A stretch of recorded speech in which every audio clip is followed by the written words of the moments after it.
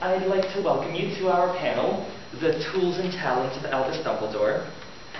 I am Professor Albus Percival Wilfrid Bryan Dumbledore, and since of late there have been many books written about me, some better than others, I thought I'd just, come here and do a little tell-all my own, and tell you guys what's what.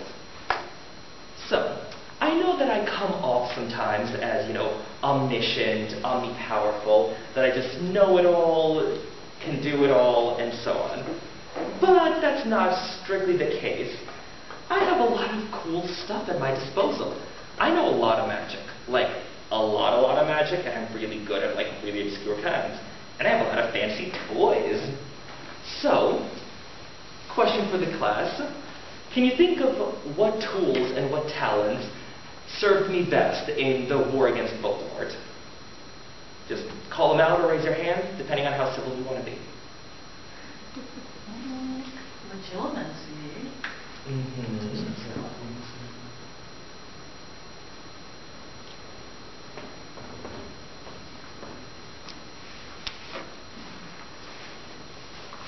Anything else?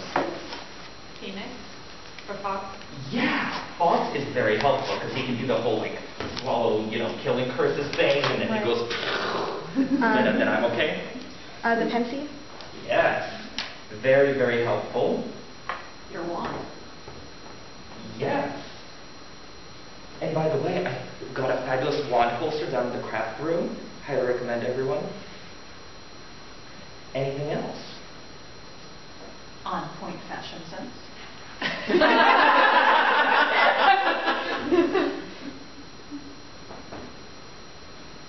Very good. Well, there are a few others. For one, my amazing ability to read people. Then, my impeccable good looks that make people trust me, obviously. And, of course, the Deluminator.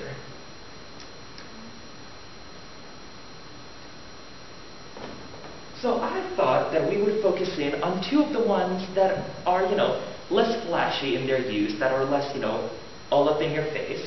So we're going to talk about Legilimency and the Deluminator today. I assume you all have read the 7 tomes about Harry Potter's life, and that's where you come by your familiarity with the subject. So, first, I'd like to just, establish the basics of, what do we know about these arts and my use of them. So, for Legilimency, I actually admitted that I have used it on several occasions. I have used it on house elves when needed, because in the 5th Harry Potter tome, I had to use it on Kreacher to find out what was going on with Sirius Black and Ministry and all that nonsense. And when I was hunting down Horcrux memories, I had to use a great deal of skilled Legilimency, those were my exact words, on Morphin Gaunt to get the real memory from him. As for the Deluminator, even more obscure. So the magic in Deluminator, other than, the light thing, is that there's a spell on him where the wielder of the Deluminator can hear others speak his name. And he can also listen to a bit of conversation afterwards.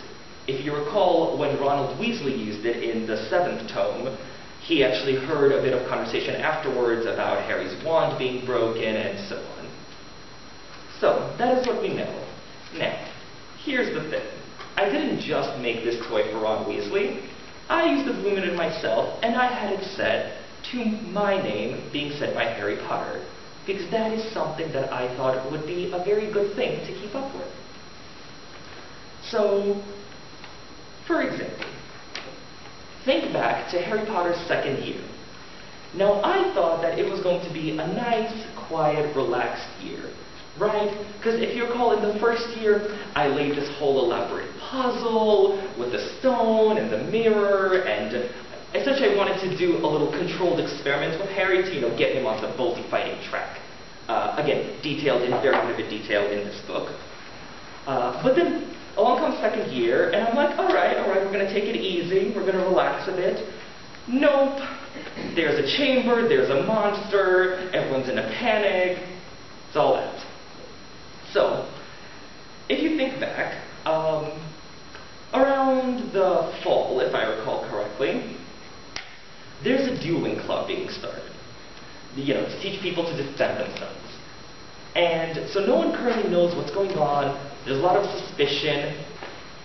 So amid this atmosphere of unease in Harry's second year, no one quite knew what was going on. And so Severus Snape took it upon himself to do a bit of investigation.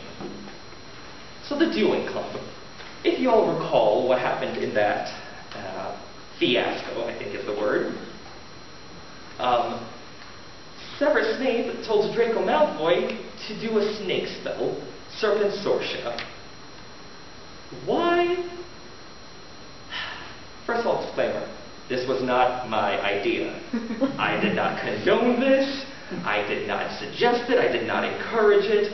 Throwing snakes into the middle of the student's body for investigative purposes is not my style. Okay? Okay, just want that disclaimer out there. But Severus Snape is a very intelligent man, whatever else you may think of him, and he realizes that, monster of Slytherin, maybe snakes, so maybe it's something to do with snakes, and so he did the whole snake thing in the dueling club, hoping that the Parselmouth would reveal themselves. And they did. The Parselmouth was Harry Potter, which frankly none of us saw coming. Surprise! yeah. I hate surprises. So, anyway, pretty much the day or two after that, Justin Finch Fletchley and Nearly Headless Nick were petrified. And people got really nervous about this because Nearly Headless Nick is already dead. So that kind of put us all a little on edge. And so Harry Potter is caught at the scene of the crime, and McGonagall brings him to my office. And before I can get a word in edgewise, Hagrid runs in, he's swinging around roosters, and he's like, "Ah, what's in him?" I'm like, "I know. Simmer down." So after Hagrid simmers down, then I talk to Harry, and I don't think he opened the chamber or anything, but I suspect the big boy knows a little bit more than he knows. I also suspect he's not exactly going to be forthcoming with me. So I ask him, "I must ask you, Harry, whether there is anything you'd like to tell me, anything at all." And though he does not say anything to me, all the things that he doesn't want to tell me flash through his mind.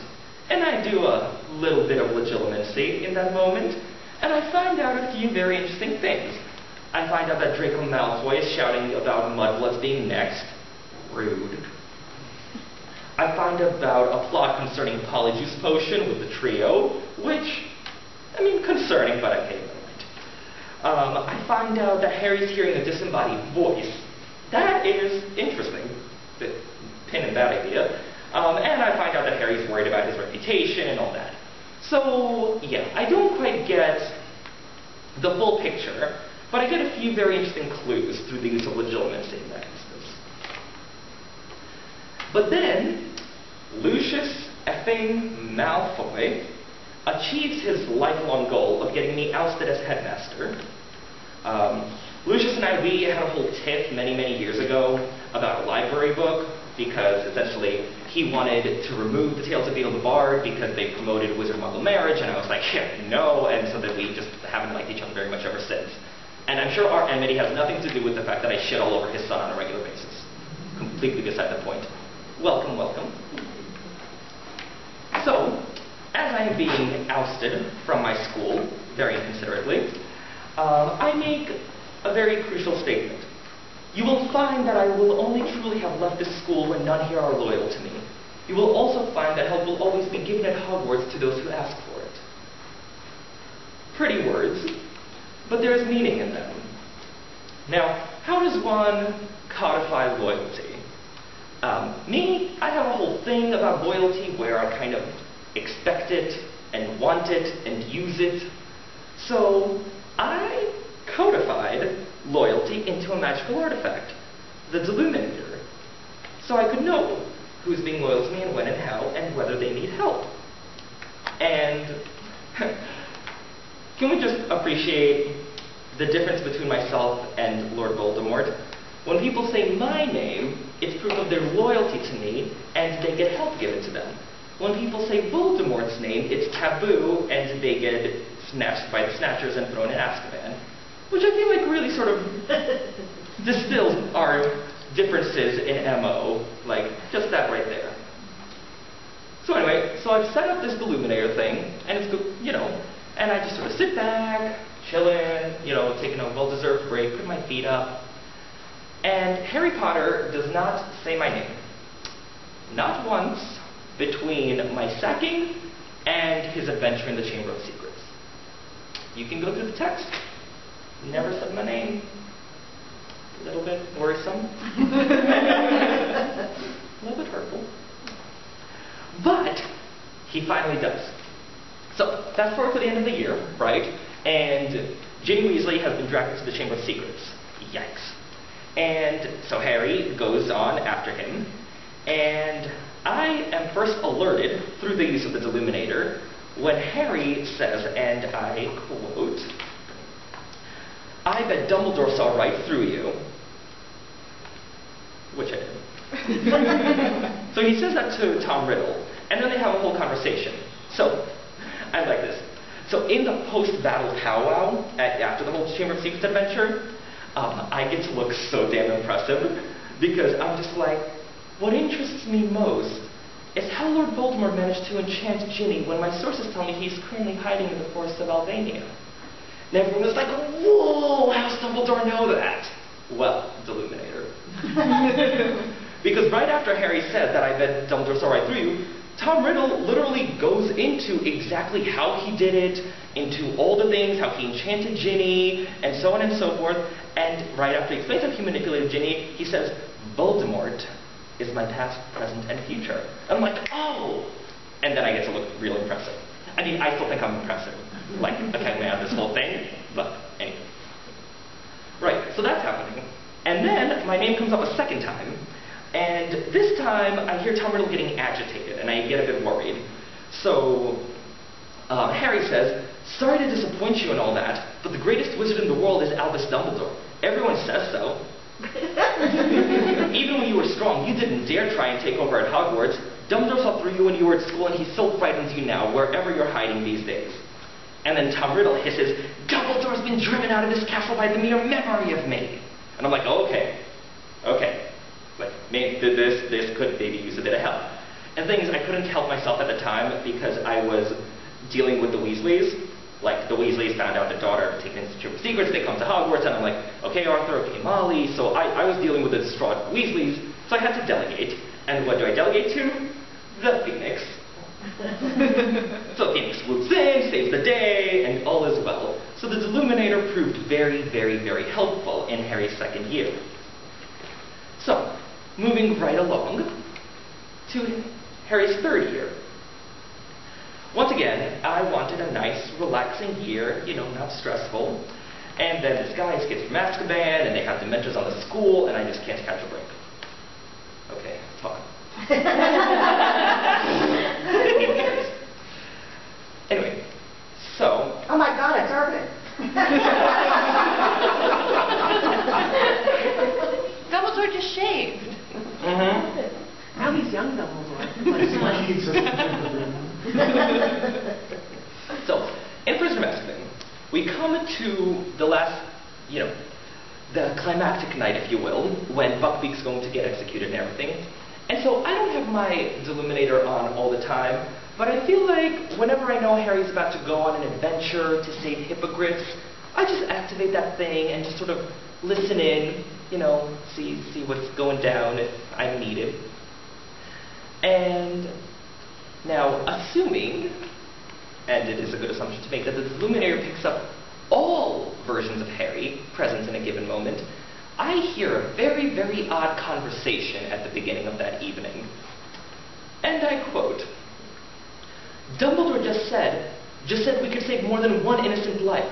Hermione, we're going to save Buckbeak. Fair. And then Hermione replies, but how will that help Sirius?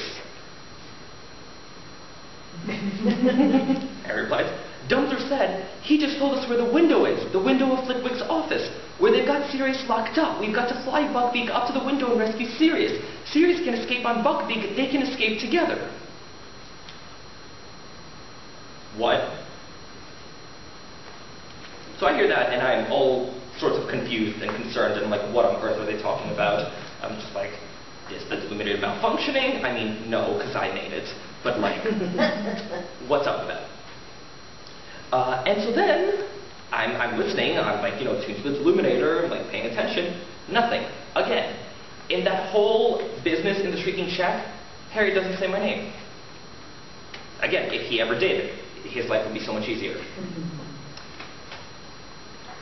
But, after that whole thing, I hear a crazy story from Snape about Pettigrew and Lupin and Sirius and the trio confronted and the Dementor attack.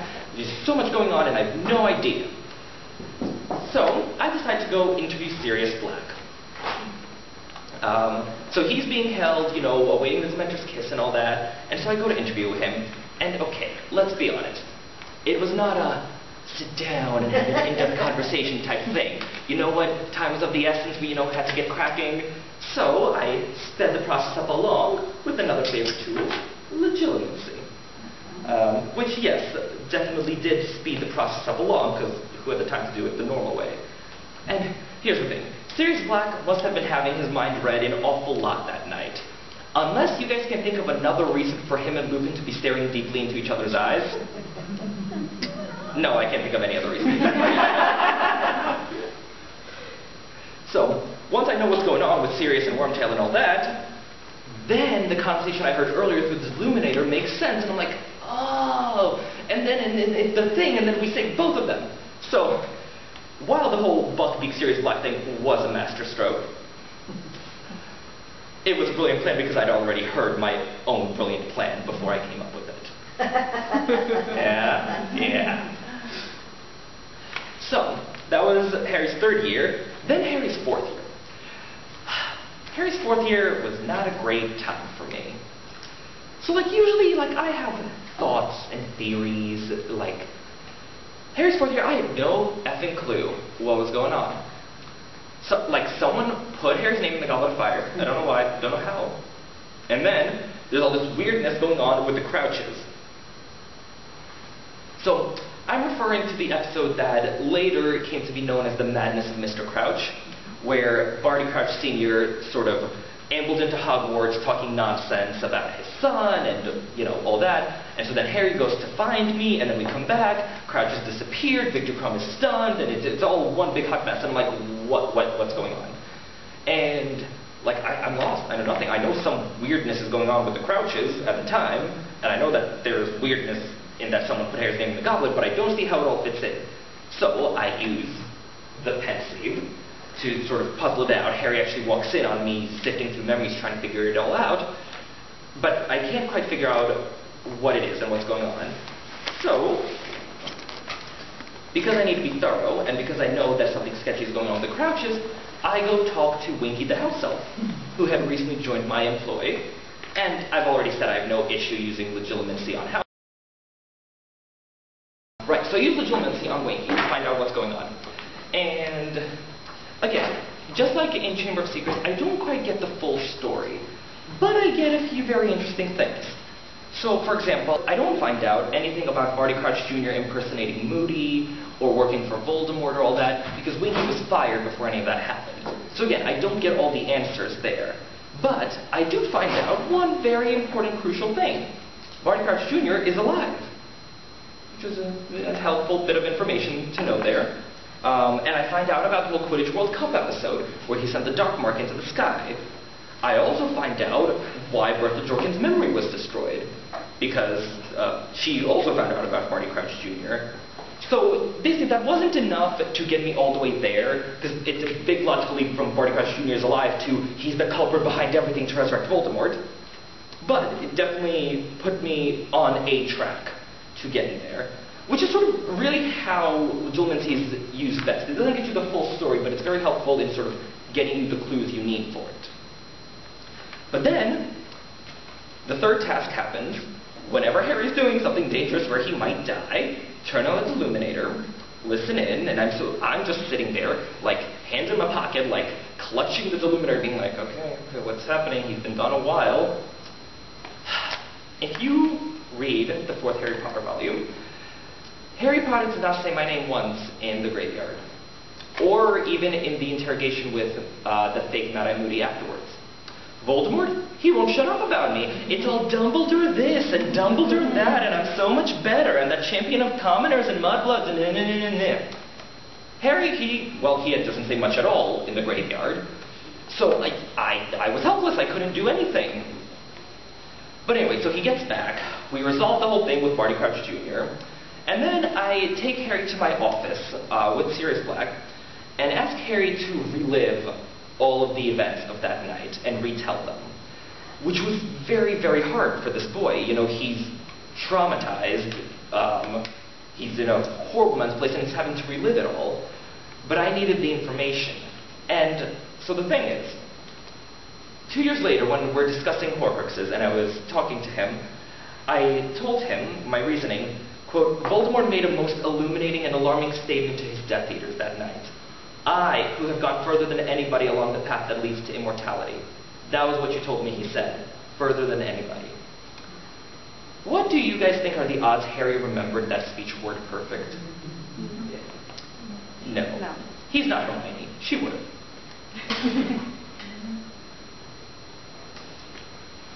So that's the thing.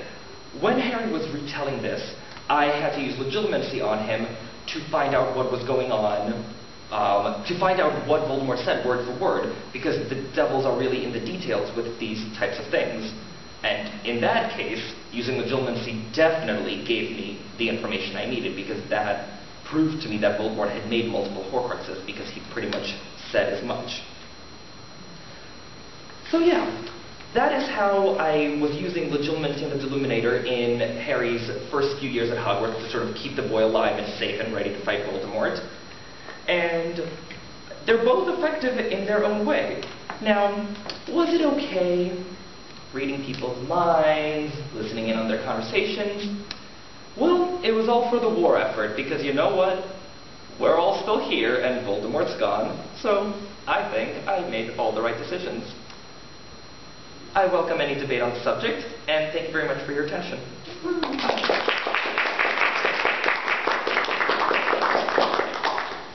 Comments, questions, or concerns about this or anything in general while Dumbledore's here? Do you think Dumbledore was listening to everyone talk about him, or only Harry? Only Harry. Can you imagine? Like, oh my God. Right, then you should be sitting here being like, oh my God. I'm like, damn, what are they saying about my beard? And what? No. I tuned it in specifically for Harry. And really, it's very advanced magic. So I think it would be harder to listen into everyone, because that's, taboo level stuff, and Voldemort needed all the resources of the Ministry to make that happen. Do you think he would maybe have listened to Snape or anyone other than him? Maybe. I mean, I got to the point where I trusted Severus Snape. Never liked him. He's still a garbage can human being, but I trusted him. And frankly, I encourage you all to think about other times I may have used Deluminators or Legitimacy, to great effect, because these things are buried in the text. They're not obvious. But once you know about them, doesn't it all kind of make a lot more sense? Anything else? No? Well then, I thank you very much for your time. And thank you very much.